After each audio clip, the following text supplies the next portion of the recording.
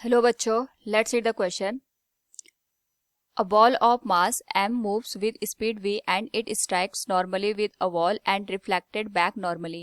If its time of contact with wall is t, then find force exerted by ball on wall. Now to answer this question, first we will discuss here the key concept, and here the key concept will be Newton's second law of motion, which is given as F equals rate of change of momentum with respect to the time.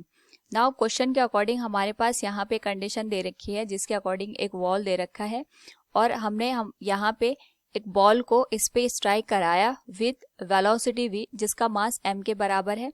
यहाँ से टकरा करके ये same velocity के साथ opposite direction में move करता है. सो अगर हम बात करें यहाँ पे तो हमारे पास जो इनिशियल मोमेंटम होगा दैट विल बी mv, और अगर हमारे पास यहाँ पे फाइनल मोमेंटम की बात होगी तो that will B minus of mv. क्योंकि यहाँ पे टाइम ऑफ कांटेक्ट हमारे पास t के बराबर दे रखा है, तो इस पर्टिकुलर केस में अगर हम Newton second law of motion use करेंगे that will be change in momentum with respect to the time के बराबर आएगा.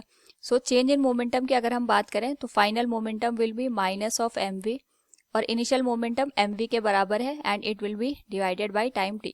सो ये हो जाएगा हमारे पास -2 into mv divided by time t, और केवल अगर मैग्नीट्यूड की बात करेंगे तो ये आ जाएगा -2 mv डिवाइडेड बाई t.